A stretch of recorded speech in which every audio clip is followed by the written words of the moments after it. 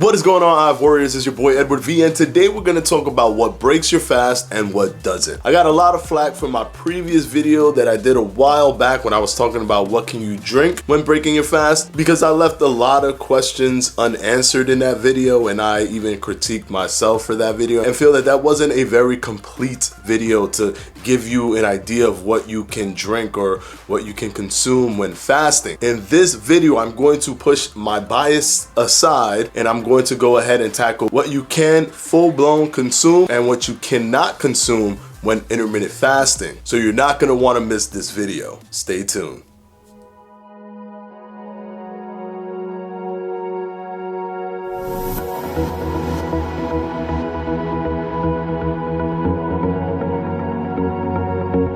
Okay, so let's jump right into it. Before I start breaking down what you can and what you cannot consume when intermittent fasting, I want to let you know that I used that other video's comment section, which is what you guys were providing, looked at the top most asked for items that you were looking for to see if you can consume it or not to go ahead and build this video. So I actually used the data, the information that you guys provided in that comment section to build this video. Also, with that being said, I want to put my bias first and just put that to the side because I'm going to not use my bias at all to determine all of these items, what you should or what you shouldn't consume. My bias right off the jump, right off the back, if you've never seen me, if you've never watched any of my videos, is that I love to do a full wholehearted fast with only using water as the item that I consume during my fasting period. That is my bias. Now, I'm going to take that bias and I'm going to put it in a box right here.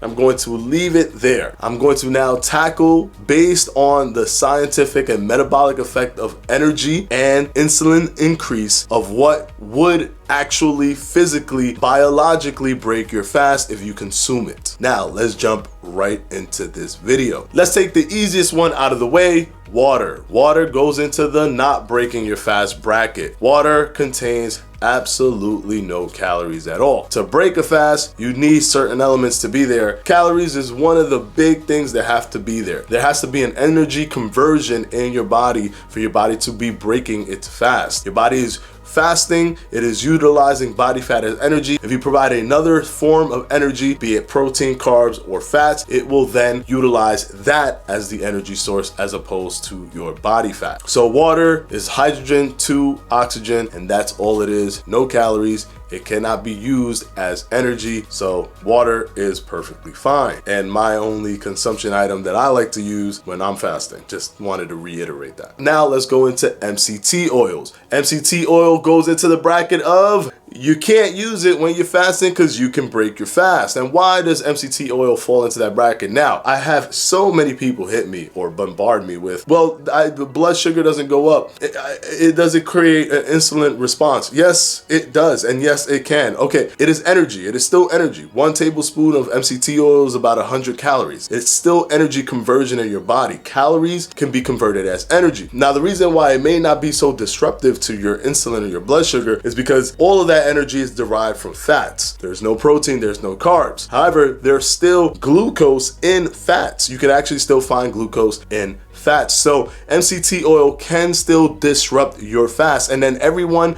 on a case-by-case basis might be different. So even if you've seen 2 people drink MCT oil and they tested their blood sugar and then nothing indicated that blood sugar was raised or insulin was raised, that doesn't mean that it won't break your fast. So you want to make sure not to touch anything that has a high amount of calories when you're fasting, because it can break your fast. And because it has the potential to break your fast and because it has calories, that will go into the bracket of no can do. Unfortunately, those are too many variables that will break your fast. Now let's go into coffee. Coffee falls into the bracket of it doesn't break your fast. And yes, I know a lot of people know me and know that I don't really care for coffee. I don't really like the caffeine, you know, with the cortisol raising and that affecting the storing hormone. I'm not even gonna dive into that. I have a whole video about why I don't drink coffee. Not why you shouldn't drink coffee, but why I don't drink coffee when intermittent fasting. And I know that coffee drinking is an intermittent fasting thing. It is part of almost the religion of intermittent fasting. So I get that. And I've, like I said, put my bias in a box. So coffee is fine. Although coffee has calories, the calories that coffee have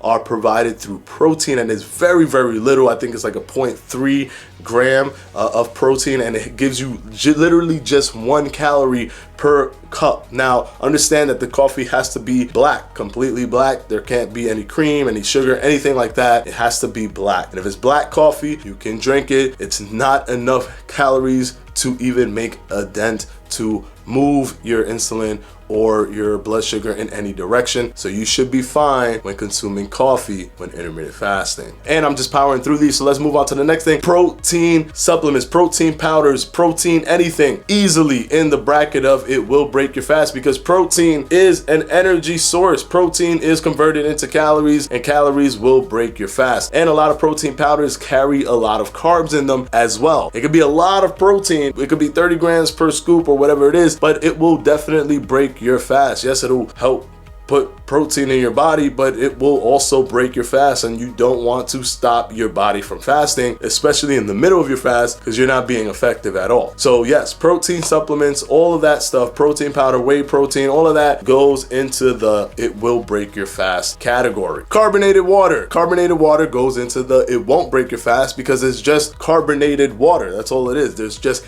air pockets. The fizzle, the sizzle that you're getting from it is the air pockets that it has inside of the water, and that doesn't have any calories, so you can actually drink carbonated water and you will be okay. You will be fine. So carbonated water is okay, and it falls into the it won't break your fast category. BCAAs, yes, it can break your fast because there's calories attached to branched chain amino acids. So those things will move to the side. Just keep in mind, amino acids, even essential amino acids, will break your fast because they have the same calories per gram as protein. It is literally identical. Amino acids are the building blocks that are contained in protein. It is essentially the same thing. So if something has amino acids, any essential amino acids, any BCAAs, those things will fall into the it will break your fast, because it will convert into energy in your body. And I don't want to keep reiterating this, but that will send an insulin response, or it will substitute the energy being used in your body for the caloric energy that's coming in. Moving on, vitamins. Vitamins will not break your fast. Vitamin tablets won't break your fast, because vitamins and minerals are not energy. They have no protein, they have no carbs, they have no fats, they do not have calories. You have to have those 3 things to have calories, and they have none of those. So they don't affect energy input or output, thus they won't affect your fast. So all vitamins can be taken when fasting. Now keep in mind, fish oil, on the other hand, that does have calories. Those fish oil tablets, those things have calories, and you would be breaking your fast if you're taking fish oil tablets. But if you're taking vitamins, just vitamins and minerals, you should be okay even if you are fasting. One other thing that you guys asked a lot in that comment section was Tylenol, Excedrin, those kind of medical tablets, stuff for headaches. They will not break your fast. They contain no calories as well. So you can actually put that in the box of not breaking your fast. And if you have a headache and you're fasting, you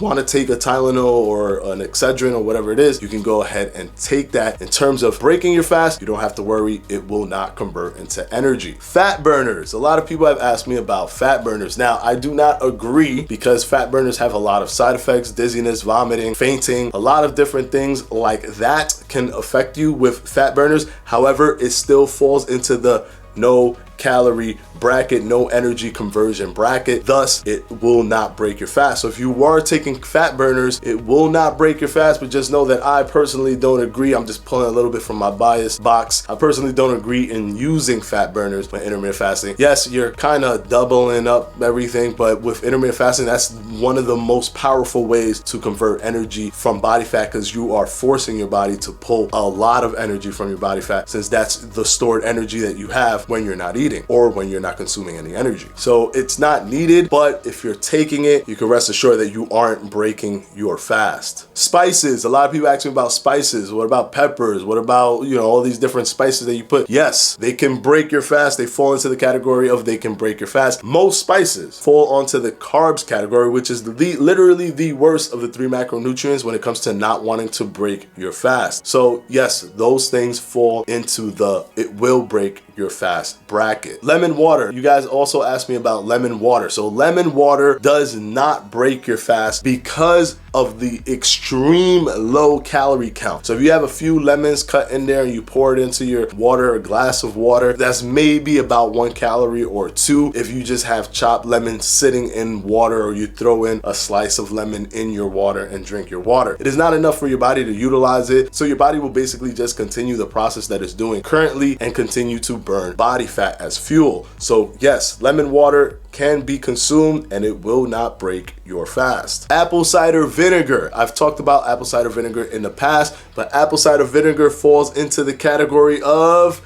it won't break your fast, because as the lemon water situation, it is very low in calories. Also in the coffee situation, it is very low in calories, and it is not enough for your body to pull from that and switch over to starting to use another source of energy. And because of this, you can take apple cider vinegar. Just understand that anything you mix apple cider vinegar with has to not have any calories in it. And with the apple cider vinegar is usually about a tablespoon, so you're not taking in too many calories. So you mix it in with water and then you can drink it just like that with nothing else. Now we move on to ginger tea. I've gotten this question a lot too. Ginger tea, does it break your fast? And it actually does break your fast, yes, because it contains carbs. Those kind of teas that have like ginger tea and any kind of fruit teas do contain carbs, and unfortunately ginger tea contains carbs. So if you take that, it can definitely break your fast. Green tea, on the other hand, does not break your fast. So ginger tea does, fruit teas that contain fruit and stuff in there. Plain green tea will not go ahead and break your fast because there's not enough calories in there. Plus it's not deriving anything from carbs. It's like coffee, where it's really a small amount of protein that's actually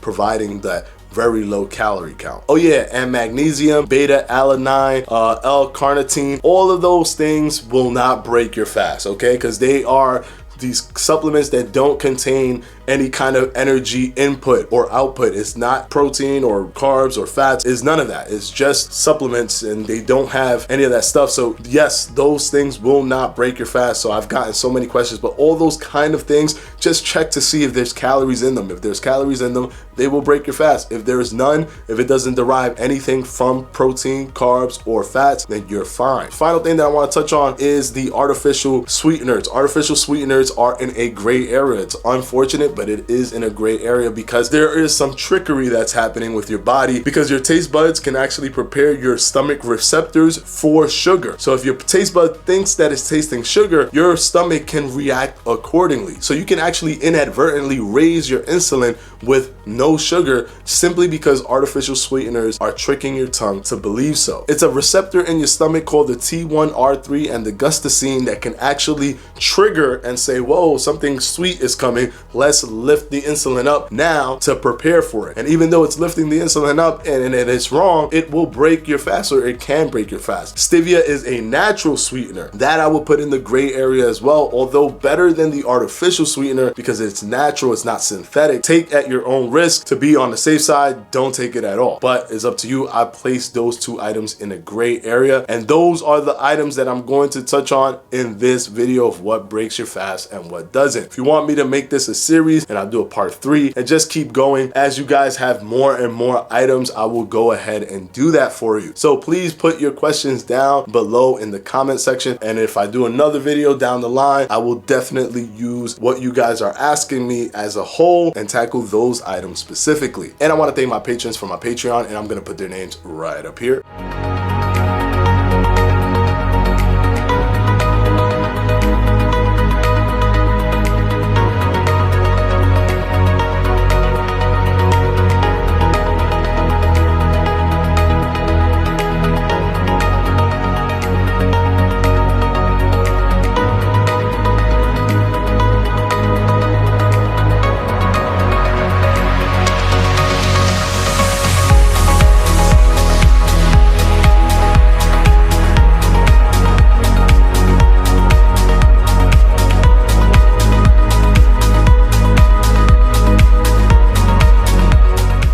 And of course, as always, guys, I'll see you on Wednesday for another FAQ. Peace!